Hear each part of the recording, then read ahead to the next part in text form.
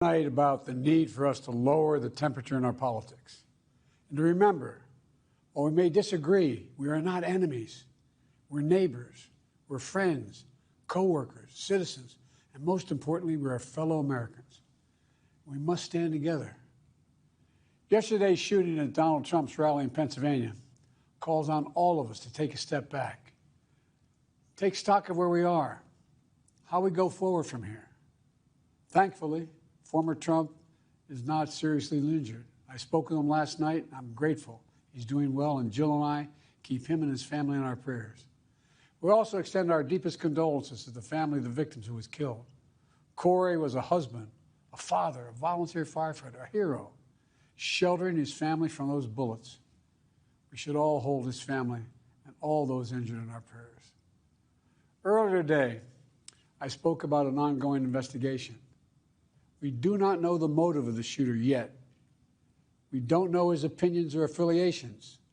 We don't know whether he had help or support or if he communicated with anyone else. Law enforcement professionals, as I speak, are investigating those questions. Tonight, I want to speak to what we do know. A former president was shot, an American citizen killed, while simply exercising his freedom to support the candidate of his choosing. We cannot, we must not go down this road in America. We've traveled before throughout our history. Violence has never been the answer, whether it's with members of Congress of both parties being targeted and shot, or a violent mob attacking the Capitol on January 6th, or a brutal attack on the spouse of former Speaker of the House, Nancy Pelosi, or information and intimidation on election officials, or the kidnapping plot against the sitting governor, or an attempted assassination on Donald Trump. There is no place in America for this kind of violence, or for any violence ever. Period. No exceptions. We can't allow this violence to be normalized. You know, the political record in this country has gotten very heated. It's time to cool it down. We all have a responsibility to do that.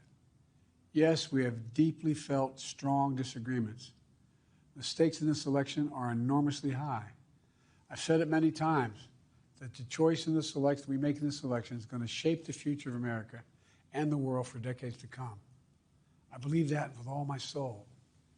I know that millions of my fellow Americans believe it as well.